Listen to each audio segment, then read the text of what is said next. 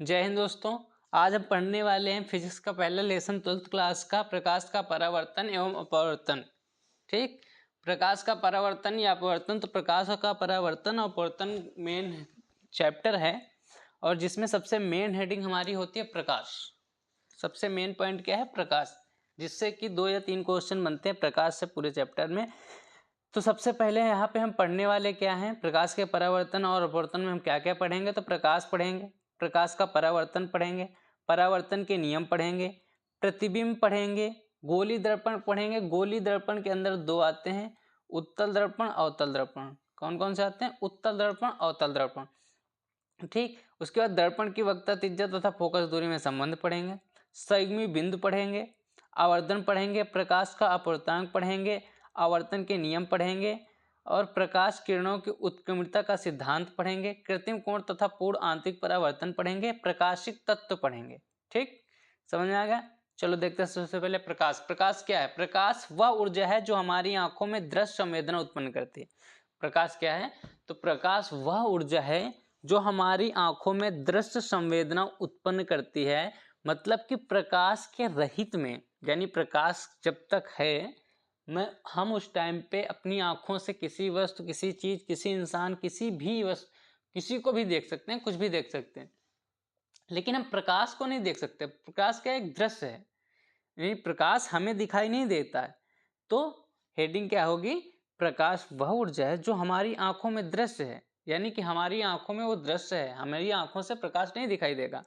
ठीक, तो प्रकाश वह ऊर्जा है जो हमारी आंखों में दृश्य है, दृश्य में आंखों में दृश्य संवेदना उत्पन्न करती है, वह प्रकाश कहलाती है। यह भी लिख सकते हैं, प्रकाश वह ऊर्जा जो हमारी आंखों में दृश्य प्रकाश कहलाता है।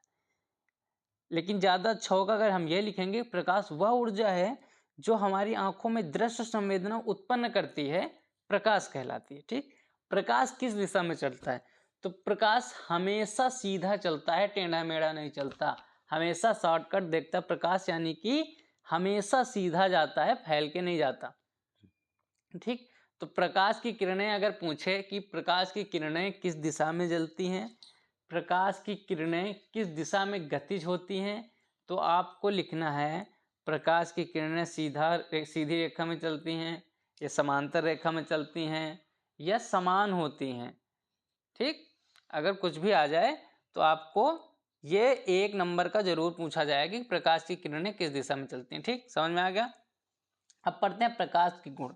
तो सबसे पहले जान लें, प्रकाश एक विद्युत चुंबकीय तरंग है। सबको पता है कि प्रकाश एक विद्युत चुंबकीय तरंग है। आगे पढ़ेंगे चुंबकीय तरंग में कि प्रकाश विद्युत चुंबकीय तरंग क्यों है, लेकिन प्रकाश एक विद्युत चुंबकीय तरंग है। ठीक, दूसरा गुण क्या कहता है? प्रकाश अदृश्य होता है, लेकिन इसकी मौजूदगी में ही चीजें दिखाई देती है। हमने पीछे बताया कि प्रकाश हमारी आंखों में अदृश्य है, प्रकाश हमें नहीं दिखाई देता, लेकिन प्रकाश अगर ना होगा तो हमें कोई चीज भी नहीं दिखाई देगी। यानी कि प्रकाश रहित में हम कुछ भी देख सकते हैं, यानी कि हम ये मानते हैं कि हमारी आंखों से जो चीजें दिख रही हैं प्रकाश के कारण ही दिख रही, लेकिन हम प्रकाश को नहीं देख सकते क्योंकि वो हमारी आंखों में दृश्य है। तो ठीक, तो हमारा गुण क्या होगा? दूसरा, पहला होगा प्रकाश विद्युत चुंबकीय तरंग है। दूसरा क्या हो जाएगा? प्रकाश अदृश्य होता है, लेकिन इसकी मौजूदगी में हम चीजों को देख सकते हैं। ठीक, प्रकाश रहित में हम सब कुछ देख सकते हैं। ठीक, प्रकाश हमेशा सरल रेखा में चलता है। अभी मैंने पीछे बताया, सीधी रेखा, सरल रेखा, समांतर रेखा आ जाए तो तीनों ही 1 नंबर का जरूर आएगा कि प्रकाश किस रेखा में चलता है, या फिर पूछ लिया आपसे प्रकाश के गुण 3 नंबर 4 नंबर का। ठीक, तो लिख देना है क्या? प्रकाश हमेशा सरल रेखा में चलता है। ठीक, प्रकाश की चाल, प्रकाश की अधिकतम चाल कितनी होती है? प्रकाश की अधिकतम चाल कितनी होती है? प्रकाश की निर्वात में चाल कितनी होती है? यह प्रकाश की चाल गैस में, ठोस में, द्रव में किसमें ज़्यादा होती है? तो सबसे बात कर लेते हैं, प्रकाश की जो निर्वात में चाल होती है वो हमारी कितनी होती है? 3 गुणे 10 की पावर 8 मीटर प्रति सेकेंड। कितनी होती है? 3 गुणे 10 की पावर 8 मीटर प्रति सेकेंड होती है हमारी प्रकाश की चाल निर्वात में। अगर 3 गुणे 10 की पावर 8 को हम कन्वर्ट करें तो बनेगा 1 सेकेंड में लगभग 30 लाख किलोमीटर। यानी कि प्रकाश जो हमारा है 1 सेकंड में 30 लाख किलोमीटर दूरी तय करता है। इतनी तेज चलता है कि 1 सेकंड में 30 लाख किलोमीटर दूरी तय करता है। अगर इसी को मील में कन्वर्ट करें तो 1 सेकंड में 1,86,000 मील दूरी तय करता है। अगर घंटे में कन्वर्ट करेंगे तो 1 घंटे में 771 मिलियन मील दूरी तय करता है। कितना? 771। तो आपसे जब पूछे प्रकाश की गति, तो प्रकाश की गति हमेशा लिखना 3 गुणे 10 की पावर 8 या फिर 1 सेकंड में 30 लाख, कितना? 30 लाख, 1 सेकंड में 30 लाख किलोमीटर दूरी तय करता है। कितना? 1 सेकंड में 30 लाख किलोमीटर दूरी तय करता है। 1 घंटे में 771 मिलियन मील दूरी तय करता है।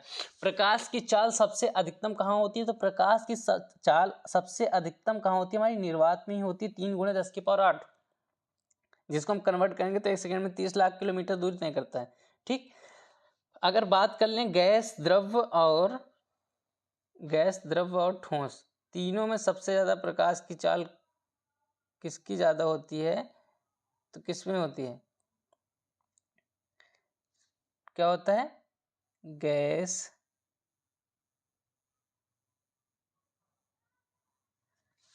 द्रव और ठोस। ठीक। तीनों में सबसे ज्यादा प्रकाश की चाल किसमें ज्यादा? सबसे ज्यादा किसमें होती है? गैस में, उसके बाद द्रव में, उसके बाद ठोस में। ठीक।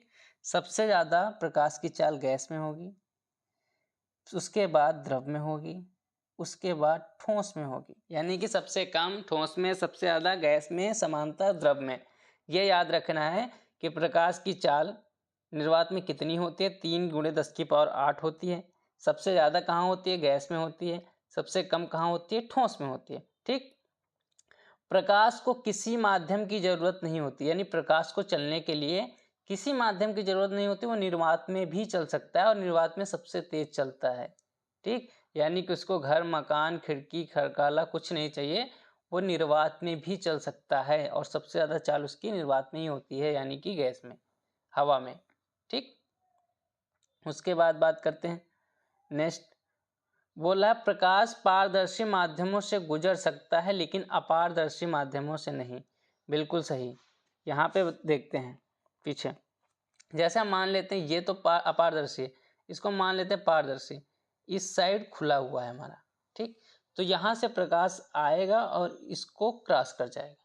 लेकिन अगर हम यहाँ पे इसको हम पॉलिश कर दें और पारदर्शी बना दें, इसको हम अगर पॉलिश कर देते हैं, पॉलिश कर दिया बाहर से, अब ये पारदर्शी हो गया। अब क्या होगा कि प्रकाश यहाँ से तो आएगा लेकिन इसमें टकरा के इसका अधिकांश भाग वापस लौट जाएगा और कुछ भाग इसका विचलित होके किसी दूसरी दिशा में चला जाएगा, लेकिन इसको पार नहीं कर सकता। इसी को हम क्या कहेंगे कि प्रकाश पारदर्शी माध्यम से गुजर सकता है लेकिन अपारदर्शी माध्यमों से नहीं गुजर सकता। समझ में आया? प्रकाश के नियम जब भी पूछा जाए, प्रकाश एक विद्युत चुम्बकीय तरंग है। प्रकाश अदृश्य होता है लेकिन इसकी मौजूदगी में हम चीज़ों को देख सकते हैं। प्रकाश हमेशा सीधी रेखा, सरल रेखा, समांतर रेखा में चलता है। प्रकाश को किसी माध्यम की जरूरत नहीं होती है, इसीलिए निर्वात में भी चल सकता है और निर्वात में सबसे तेज चलता है। प्रकाश की गति निर्वात में कितनी होती है? 3 गुणे 10 की पावर 8 मीटर प्रति सेकंड होती है। प्रकाश पारदर्शी माध्यमों से भी गुजर सकता है लेकिन अपारदर्शी माध्यमों से नहीं। अगर यहाँ पे हम दीवार खड़ी कर देंगे तो दीवार को पार करके कैसे निकलेगा प्रकाश? दीवार नहीं पार कर सकता। ठीक। समझ में आ गया? सबसे ज्यादा चाल किसमें होती है? तो गैस में होती है। सबसे कम किसमें होती है? ठोस में होती है और समांतर द्रव में होती है। अगर 3 गुणे 10 की पावर 8 को कन्वर्ट करेंगे तो 1 सेकेंड में लगभग 30 लाख किलोमीटर की दूरी तय करता है। कितना? 30 लाख किलोमीटर की दूरी 1 सेकेंड में तय करता है प्रकाश। उस अगले गुण पढ़ते हैं। प्रकाश की चाल अलग अलग माध्यमों में अलग अलग होती है। बिल्कुल सही है। जैसे हम गाड़ी या साइकिल चलाते हैं, अगर चिकनी रोड है तो हमारी गाड़ी क्या होती है? तेज चलती है, ये साइकिल तेज चलती है। यहीं पे अगर उबड़ खब्बड़ रोड हो, यानी ईंटें गुम्मट सब पड़े हों, तो यहाँ पे क्या होगा? हमारी चाल क्या होगी? जहाँ बराबर मिले वहाँ थोड़ा तेज, फिर धीमे होगी, फिर तेज, फिर थोड़ा धीमे होगी, फिर तेज, फिर थोड़ा धीमे होगी। तो प्रकाश की चाल अलग अलग माध्यम में अलग अलग होती है। ठीक, नेक्स्ट, चमकदार सतहों से प्रकाश परिवर्तित हो जाता है। अभी मैंने बताया जैसे शीशा है, हम शीशा देखते हैं, उसमें अगर हम टार्च मारेंगे, प्रकाश मारेंगे, तो उससे टकरा के उसका अधिकतम भाग जिस माध्यम में प्रकाश जा रहा उसी माध्यम में वापस आ जाएगा और उसका कुछ भाग विचलित होकर किसी दूसरे माध्यम में चला जाएगा। ठीक, समझ? तो चमकदार सतहों से प्रकाश परावर्तित हो जाता है। प्रकाश के कई गुण हैं, जैसे कि अपवर्तन, परावर्तन, विपवर्तन, व्यक्तीकरण, फैलाव, ध्वनिकरण और प्रकीर्ण। ठीक, तो आपको ये लिखने की जरूरत नहीं है, आप जान लो।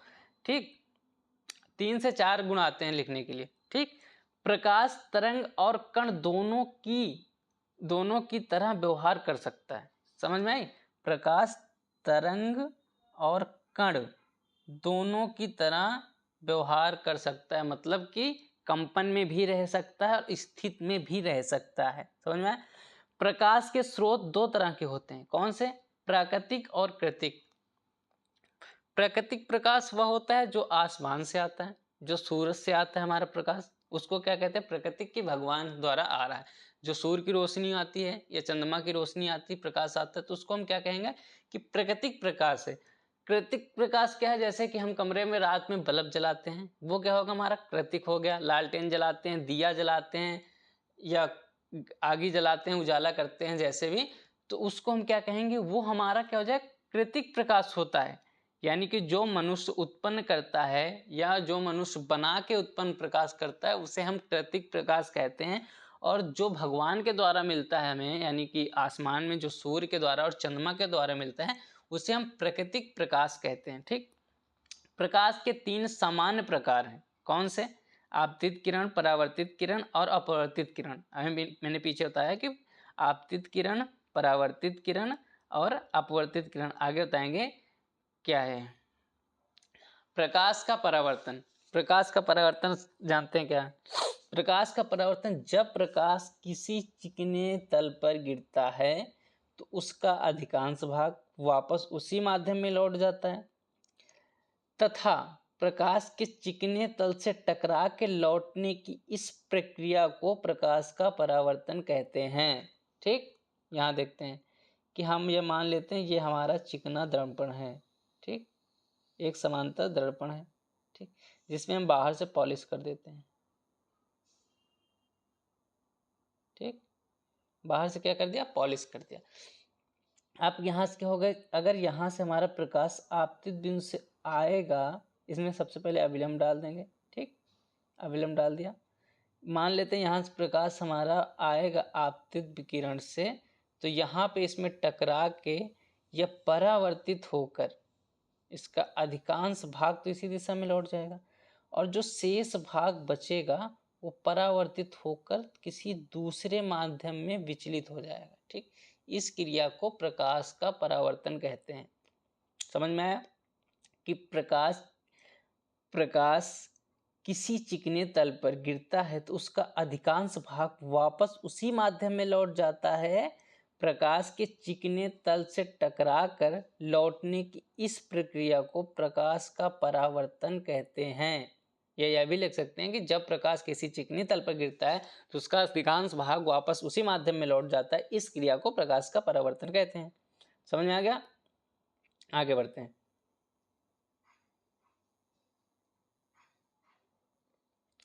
परावर्तन के नियम।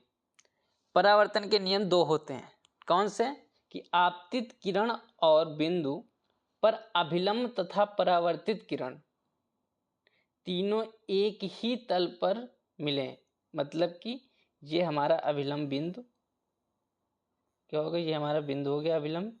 ठीक, आपतित किरण, परावर्तित किरण जहां तीनों एक ही तल पर मिले उसे हम प्रकाश का परावर्तन कहते हैं।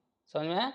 कि आपतित किरण, आपतन बिंदु और अभिलंब तथा परावर्तित किरण तीनों एक ही तल पर होते हैं। यही हमारा परावर्तन का नियम हो गया कि आपतित किरण, बिंदु, अभिलंब परावर्तित किरण, तीनों एक ही, यानी कि आपतित किरण, अभिलंब तथा परावर्तित किरण तीनों एक ही तल पर मिलते हैं, पहला नियम। दूसरा क्या होता है, परावर्तन कोण सदैव आपतन कोण के बराबर होता है। मतलब समझ लेते हैं यहाँ पे कि हमने यहाँ से कोई प्रकाश डाला, एक सेकेंड, ठीक, ये हम मान लेते हैं, ये तो हमारा क्या हो गया, समतल दर्पण हो गया, जिसको हम बाहर से पॉलिश कर दें, ठीक, पॉलिश कर दिया, ठीक हमने। उसके बाद यहाँ से एक अभिलंब मैंने डाल दिया केंद्र पर, ये अभिलंब डाल दिया। अब यहाँ से प्रकाश आएगा, यहाँ से आके प्रकाश इस चिकने तल पर यहाँ पे टकरा के क्या हो जाएगा, इसका अधिकांश भाग वापस चला जाएगा और कुछ भाग विचलित होकर दूसरे माध्यम में चला जाएगा, ठीक। तो जो प्रकाश आ रहा उसको हम कहेंगे आपतित किरण, और जो जा रहा है वो परावर्तित किरण, यहाँ यानी कि यहाँ से टकरा के विचलित होके परावर्तित हो जा रहा है। तो यही है कि आपतित किरण, अभिलंब, परावर्तित किरण तीनों एक ही स्थल पर, एक ही बिंदु पर मिलते हैं। दूसरा नियम क्या है कि आपतन कोण हमेशा परावर्तन कोण के बराबर होता है, यानी कि आपतन कोण को क्या मानते हैं हम, आर और आई, परावर्तन को आई, या इसको आई मान लो, उसको आर मान लो, या क्यू मान लो, क्यू वन मान लो, तो ये दोनों कोण आपस में क्या होते हैं, बराबर होते हैं, ठीक। ये दोनों कोण आपस में बराबर होते हैं। अच्छा, यही एक ही इससे सीख लेते हैं, आगे भी मिलेगा। ये जो हमारी आंखें होती हैं क्या होती हैं, ये कितना होता है, आधा गोला, और पूरा गोला कितना होता है 360 का, तो आधा गोला कितना होगा 180। तो हमारी आंखें क्या करती हैं कि 180 डिग्री देख पाती हैं, ठीक। वही नियम यहाँ पे लागू होता है, 180 डिग्री हमारी आंखें देख पाती, ये याद रखना, ठीक। अपनी आंखों से कितना डिग्री देख सकते हैं, तो 180 डिग्री देख सकते हैं, यानी आधा चांद, ठीक। तो हमारा क्या था कि ये तो हमारा समतल दर्पण हो गया, ठीक। यहाँ से आपतित किरण आई और इस बिंदु से परावर्तित होकर यहाँ से निकल गई, ठीक। इस प्रक्रिया को, यानी कि आपतित किरण, अभिलंब, परावर्तित किरण तीनों एक ही बिंदु पर मिलती हैं, आपतन कोण परावर्तन कोण के बराबर होता है। समझ में आ गया प्रकाश के नियम। इसके बाद प्रतिबिंब। यदि किसी प्रकाश की किरणें वस्तु की किसी बिंदु से चलकर परावर्तन के पश्चात किसी दूसरे बिंदु पर जाकर मिलती हैं तो प्रतिबिंब कहते हैं। प्रतिबिंब कितने प्रकार के होते हैं, प्रतिबिंब 2 प्रकार के होते हैं, हम भी जानते हैं, वास्तविक प्रतिबिंब तथा आभासी प्रतिबिंब। वास्तविक प्रतिबिंब जो होता है, जो कि वास्तव में प्रतिबिंब होता है, जैसे कि हम शीशे में अपना चेहरा देखते हैं, उसको क्या है, वास्तविक प्रतिबिंब, जो कि हम देख रहे हैं। एक आभासी, जिसे हम आभास करते हैं, कभी कभी मेरी परछाई पीछे है बट दिखती नहीं, तो वो क्या होती है, आभासी प्रतिबिंब होती है, ठीक। और यहाँ पे प्रतिबिंब की बात करा तो एक पहले, सबसे पहले वृत्ताकार दर्पण ले लेते हैं, ठीक। अब मुझसे क्या कह रहा है, यदि प्रकाश की किरण किसी वस्तु से, यानी कि हम यहाँ से मान लेते हैं फोकस दूरी है, ठीक, और यहाँ हम मान लेते हैं कि यहाँ पे हमारा फोकस, यहाँ पे प्रकाश है, ठीक। तो कह रहा है यदि प्रकाश किरणें किसी वस्तु की किरणें वस्तु के किसी बिंदु से चलकर परावर्तन के पश्चात किसी दूसरे बिंदु पर जाकर मिलती हैं तो इस क्रिया को प्रतिबिंब कहते हैं, ठीक। यहाँ से अगर हम प्रकाश इसमें डालेंगे तो यहाँ टकरा कर ये विचलित होगा, अपवर्तित होकर ये फोकस दूरी से निकल जाएगा, ठीक। तो इस क्रिया को, यानी कि ये, इस क्रिया को हम क्या कहेंगे, परावर्तन, प्रतिबिंब कहेंगे, ठीक। तो समझ में आ गया कि यदि प्रकाश किरण वस्तु के किसी बिंदु से चलकर परावर्तन के पश्चात किसी दूसरे बिंदु पर जाकर मिलती है तो प्रतिबिंब कहते हैं। प्रतिबिंब 2 प्रकार के होते हैं, वास्तविक प्रतिबिंब तथा आभासी प्रतिबिंब। मैंने बता दिया वास्तविक प्रतिबिंब क्या है, आभासी प्रतिबिंब क्या है। नेक्स्ट, गोली दर्पण। गोली दर्पण 2 प्रकार के होते हैं, अवतल दर्पण, उत्तल दर्पण। अब अवतल दर्पण क्या है, उत्तल दर्पण क्या है, ये आगे देखते हैं। गोली दर्पण जब भी पूछे तो गोली दर्पण 2 प्रकार के होते हैं, ये हमेशा याद रखना। और गोली दर्पण की अगर बात कर ले, कभी पूछ ले गोली दर्पण की परिभाषा बताइए, वैसे पूछता नहीं, तो आप लिख सकते हैं कि दर्पण के परावर्तन तल के मध्य बिंदु को दर्पण का ध्रुव कहते हैं और उस गोले के केंद्र को जिसका दर्पण एक भाग का दर्पण की वक्रता केंद्र कहलाता है। यानी कि अगर बात कर लें कि ये हमारा क्या हो गया, गोला हो गया और ये हमारा फोकस हो गया, तो जो इसका आधा भाग होगा ये हमारा वक्रता केंद्र कहलाएगा। ये हमारा वक्रता केंद्र कहलाएगा। समझ में आया कि दर्पण के परावर्तन तल के मध्य बिंदु को दर्पण का ध्रुव कहते हैं, इसे ध्रुव कहेंगे। उस गोले के केंद्र को जिसका दर्पण एक भाग का दर्पण वक्रता केंद्र कहलाता है ना। समझ में आया? उससे हम क्या कहें, गोली दर्पण कहते हैं। ठीक। अवतल और उत्तल दर्पण क्या होता है? अवतल दर्पण, जब गोलाकार दर्पण की सतह बाहर की ओर चमकती हो तथा उसकी आंतरिक सतह परिवर्तित होती हो तो उसे अवतल दर्पण कहेंगे। उत्तल दर्पण का सेम उल्टा है कि उसकी बाहरी सतह परिवर्तित होती हो तथा आंतरिक सतह चमकती हो तो उसे हम उत्तल दर्पण कहेंगे। समझ में आया? जब गोलाकार दर्पण की सतह बाहर की ओर चमकती हो तथा आंतरिक सतह परिवर्तित होती है, यानी कि अंदर की ओर परिवर्तित होता हो तो उसे हम अवतल दर्पण कहेंगे। समझ में आया? उत्तल दर्पण, जब गोलाकार दर्पण की सतह अंदर की ओर चमकती हो, ना कि बाहर की ओर। जब अंदर की ओर चमकती हो और बाहर की ओर परिवर्तित होती हो तो उसे हम उत्तल दर्पण कहेंगे। दोनों समझ में आया कि अवतल दर्पण जब गोलाकार दर्पण की सतह अंदर की ओर बाहर की ओर चमकती हो तथा अंदर की ओर परिवर्तित होती हो उसे अवतल दर्पण कहेंगे। जब गोलाकार दर्पण की सतह अंदर की ओर चमकती हो तथा उसकी बाहरी सतह परिवर्तित होती हो तो उसे हम उत्तल दर्पण कहेंगे। ठीक। इसके बाद बात करते हैं दर्पण की वक्रता त्रिज्या तथा फोकस दूरी में संबंध। बस 10 मिनट और दे तो खत्म। ठीक। दर्पण की वक्रता त्रिज्या तथा फोकस दूरी में संबंध। तो गोली दर्पण की फोकस दूरी उसकी वक्रता त्रिज्या की आधी होती है, यानी कि यह बराबर r/2, और छोटे द्वारक के अवतल दर्पण की वक्रता त्रिज्या फोकस दूरी के 2 गुनी होती है। यानी कि यहाँ मान लेते हैं हम कोई हमारा गोली दर्पण है। ठीक। ये हमारा गोली दर्पण हो गया। ठीक।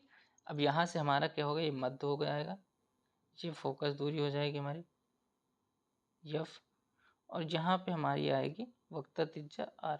ठीक। तो मुझसे क्या कह रहा है कि गोली दर्पण की फोकस दूरी उसकी वक्रता त्रिज्या की आधी होती है। ठीक। आप ये याद रखना, जब कभी भी वक्रता त्रिज्या फोकस की तरफ जाएगा तो वक्रता त्रिज्या डबल हो जाएगा। ठीक। और जब कभी फोकस दूरी वक्रता त्रिज्या की तरफ आएगी तो फोकस दूरी डबल हो जाएगी। इसीलिए इसका 2 सूत्र होता है, f बराबर r/2 और r बराबर 2f। ठीक। कि वक्रता त्रिज्या जब इस साइड जाएगी तो 2 गुनी हो जाएगी, लेकिन अगर फोकस दूरी इस साइड आएगी तो वो 2 गुनी हो जाएगी, यानी कि वक्रता त्रिज्या आधी हो जाएगी। ठीक। तो गोली दर्पण की फोकस दूरी उसकी वक्रता त्रिज्या की आधी हो जाती है, या बोल सकते हैं कि उस गोली दर्पण की वक्रता त्रिज्या फोकस दूरी की 2 गुनी हो जाती है। ठीक।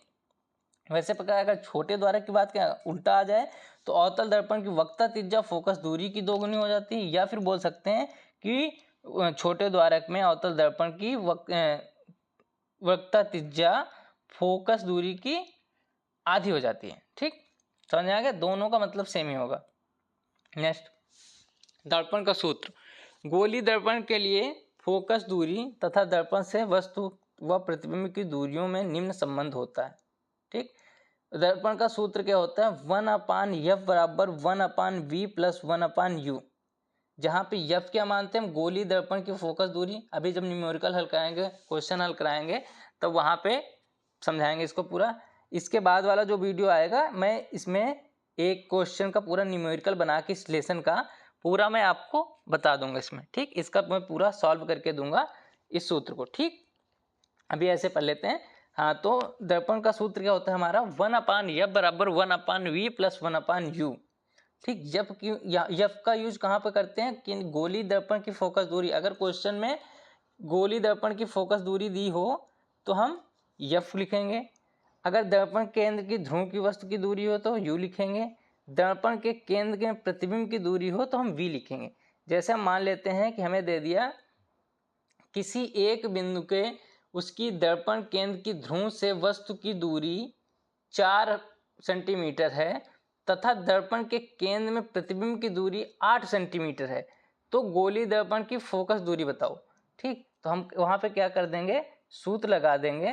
तो सूत्र में अगर रखें तो 1/f बराबर हमें u कितना दिया, 4 दिया है, और v कितना दिया, 8 दिया। तो 1/8 माइनस, हमेशा जब सॉल्व करेंगे तो जो दूरी हमें संख्या दी रही है वो माइनस में हो जाएगी, प्लस 1/-4। ठीक, इसको इधर लाएंगे तो हमारा क्या हो जाएगा, दोनों का एलसीएम ले लेंगे तो 8 चौक 32, किससे कटेगा, 8 दूनी 16, 4 चौक 16, यानी 16 आ जाएगा।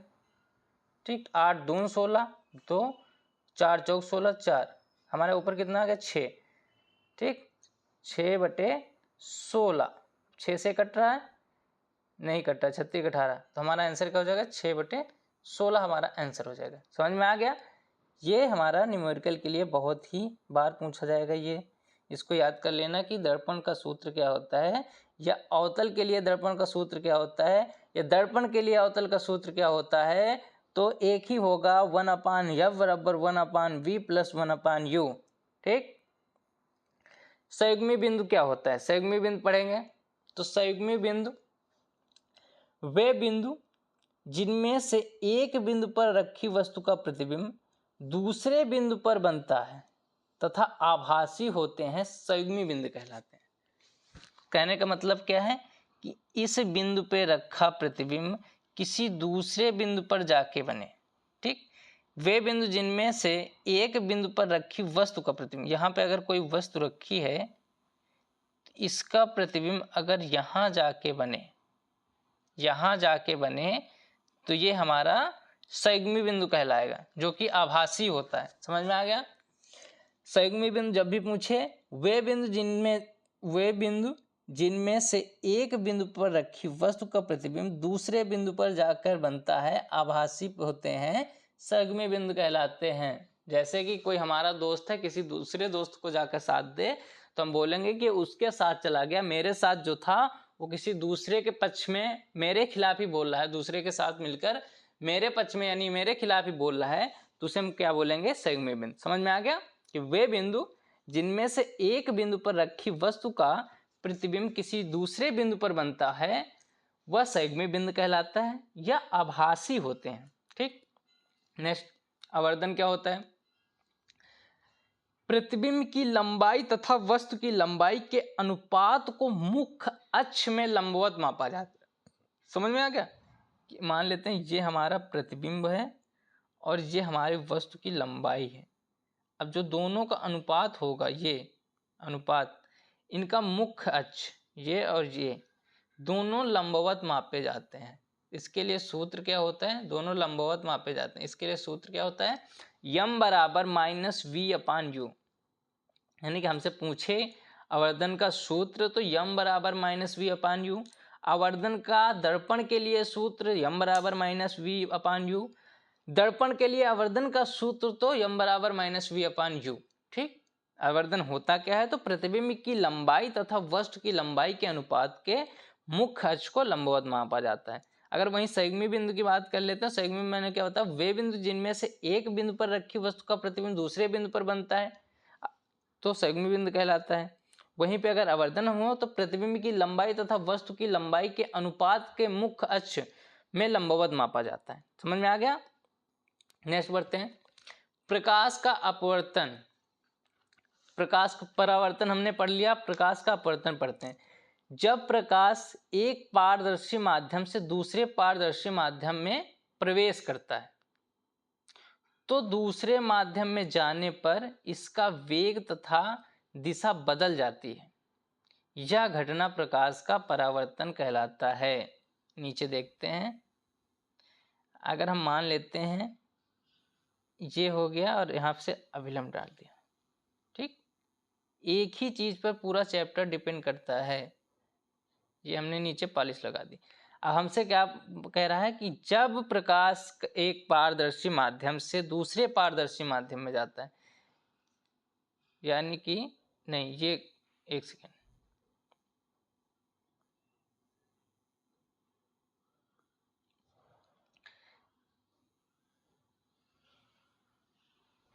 ये हमारा टोटल कितना होता है, 360 होता है। टोटल कितना होगा, 360 डिग्री होता है। एक खाना हमारा कितना होगा, नचोक 36, यानी कि 90 का होगा। ठीक, 90 डिग्री याद रखना। ठीक, मुझसे बोल रहा है जब प्रकाश एक पारदर्शी माध्यम से दूसरे पारदर्शी, यानी कि मान लेते हैं यहाँ से प्रकाश चला, यहाँ से प्रकाश चला और इस माध्यम से चल के इस माध्यम में आ गया। ठीक, एक माध्यम से चल के दूसरे माध्यम में प्रवेश करता है, तो दूसरे माध्यम में जाने पर इसका वेग तथा दिशा बदल जाती है। यह घटना प्रकाश का अपवर्तन कहलाता है। यानी कि मान लो यहाँ से अगर ये 120 किलोमीटर की रफ्तार से चला, तो यहाँ से क्रॉस होने के बाद शायद ये 90 या 80 की वेग से चलेगा। ठीक, इसकी यहाँ की दिशा कुछ दूसरी थी और यहाँ आके दिशा इसकी तो कुछ दूसरी हो गई। यहाँ पे चाल इसकी कुछ दूसरी थी, यहाँ पे आके चाल इसकी दूसरी हो गई। तो इस प्रक्रिया को जहाँ पे घटना और बढ़ना प्रदर्शित हो, वहाँ पे प्रकाश का अपवर्तन होता है, कहलाता है। तो जब पूछे प्रकाश का अपवर्तन क्या है, तो हम लिखेंगे कि जब प्रकाश किसी एक बिंदु से दूसरे बिंदु में प्रवेश करता है, या मान लेते हैं कोई इंसान है, जब एक घर से दूसरे घर में प्रवेश करता है, तो अपने घर से वो निकला 10 की स्पीड से, दूसरे घर में घुसेगा शायद 5 की स्पीड से। अपने घर से निकला उत्तर की दिशा में, दूसरे घर शायद घुसेगा पूरब की दिशा में। इस प्रक्रिया को अपवर्तन कहते हैं। तो जब प्रकाश एक पारदर्शी माध्यम से दूसरे पारदर्शी माध्यम में प्रवेश करता है, दूसरे माध्यम में जाने पर इसका वेग तथा दिशा चाल बदल जाती है। यह घटना प्रकाश का अपवर्तन कहलाता है। समझ में आएगा? अपवर्तन के नियम जान लेते हैं। आपतित किरण, अपवर्तित किरण और आपतन बिंदु पर पृष्ठ पर अभिलंब सभी एक ही तल पर होते हैं। पीछे मैंने बताया ये ठीक, सभी एक ही तल पर होते हैं। ठीक, पहला हो गया। दूसरा, किसी भी दो दिए गए माध्यमों के लिए आपतन कोण की त्रिज्या और अपवर्तन कोण की त्रिज्या का अनुपात एक स्थिरांक होता है। ठीक, तीसरा नियम क्या है कि अपवर्तन का नियम गैर समतलीय इंटरफेस के लिए भी लागू होता है। गैर समतलीय इंटरफेस के लिए भी लागू होता है। तो जब भी पूछेगा दो नियम ही पूछता है इसके, तो दोनों नियम लिख देने हैं कि आपतित किरण अपवर्तित किरण और आपतन बिंदु एक ही पृष्ठ पर अभिलंब सभी मिलते हैं, सेम है। जैसे हम प्रकाश के परावर्तन में क्या कहते हैं, आपतित किरण, परावर्तित किरण, अभिलंब तीनों एक ही बिंदु पर मिलते हैं, तो प्रकाश का परावर्तन कहलाता है। वैसे ही अपवर्तन कहता है कि आपतित किरण, अपवर्तित किरण, आपतन बिंदु, अभिलंब एक ही पृष्ठ पर मिलते हैं, तो अपवर्तन कहलाता है। ये अपवर्तन का नियम है। ठीक, समझ में आ गया? नेक्स्ट, प्रकाश किरणों की उत्क्रमणिता का सिद्धांत। प्रकाश किरणों की उत्क्रमणिता का सिद्धांत क्या कहता है कि प्रकाश किरणों की दिशा बदल देने पर प्रकाश जिस पथ से आता है या आती है, उस पथ पर वापस लौट जाता है। समझ में बात? अगर प्रकाश यहां से आ रहा है, ठीक, अगर प्रकाश यहाँ से आ रहा है और यहाँ इसकी दिशा बदल दी जाए, तो जिस वेग में आ रहा था, जिस दिशा से आ रहा था, ये उसी दिशा में वापस लौट जाएगा। समझ में? कि प्रकाश किरण की दिशा बदल देने पर प्रकाश जिस पथ से आ रहा था उसी पथ पर वापस लौट जाएगा। ये याद रखना हमेशा। जहाँ पे ये हमारा क्या होता है, इस सिद्धांत होता है। इसका सिद्धांत हमारा क्या होता है, 1n2 बराबर 1/2n1 बराबर 1/sin c। क्या होता है हमारा, यहाँ लिख देता हूँ, होता है 1/2 बराबर 1/2n1 बराबर 1/sin c। ठीक, इतना इसको जरूरी नहीं याद करना, यहाँ पे इसको समझो पहले। तो क्या कहता है, प्रकाश किरणें तथा उत्कीर्णता का सिद्धांत हमारा क्या कहता है, तो हम साफ कहता है कि प्रकाश किरण यानी प्रकाश की किरणें जिस दिशा से आ रही हैं, अगर उनकी दिशा बदल दी जाए तो वो उसी पथ पर वापस लौट जाएंगे। प्रकाश किरण की दिशा बदल देने पर प्रकाश जिस पथ से आता है उसी पथ पर वापस लौट जाता है, लौट जाए, प्रकाश किरणों की उत्क्रमणता का सिद्धांत कहलाता है। समझ में आ गया। नेक्स्ट, कृतिक कोण तथा पूर्ण आंतरिक परावर्तन। ठीक, यहाँ पे पढ़ेंगे हम कृतिक कोण होता क्या है। ठीक, तो कृतिक कोण तथा पूर्ण आंतरिक परावर्तन सबसे पहले जान लेते हैं। सबसे पहले डायग्राम बना लेते हैं। ठीक, कृत्रिम कोण का तो हमारा डायग्राम कहता है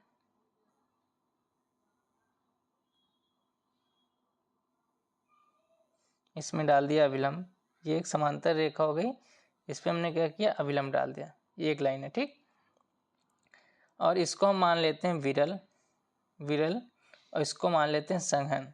ठीक, समझ में आ रहा है, ये विरल माध्यम हो गया, संघन माध्यम हो गया। ठीक, एक को हम इधर S1 मान लेते हैं, X मान लेते हैं, कुछ भी मान लो, अभिलंब है तो n मान लेते हैं, अभिलंब को तो n से लिखते हैं, इसको हम n1 मान लेते हैं।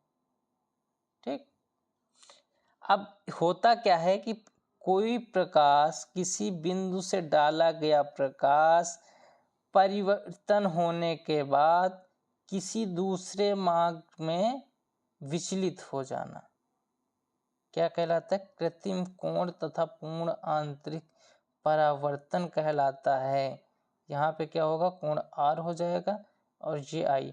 ये याद रखना, कोण I और कोण R हमेशा बराबर होते हैं और इसका जो एक भाग होगा ये 90 होगा। अभी हम पीछे पढ़ गए, प्रकाश किसी दिशा से आता है, प्रकाश की किरणों की अगर दिशा बदल दी जाए तो अपनी दिशा में वापस लौट जाती हैं। तो ये नियम इसमें भी लगेगा।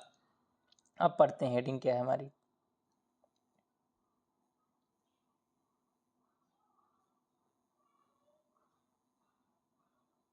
ठीक, क्या कह रहा है, जब प्रकाश की कोई किरण सघन माध्यम से विरल माध्यम में प्रवेश करती है तो इसका अधिकांश भाग अपवर्तित हो जाता है तथा शेष भाग परावर्तित हो जाता है।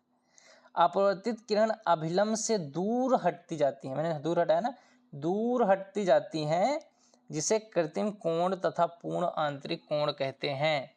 समझ में नहीं आया, फिर से देखो, मैं दूर हटाया ना अभिलंब से,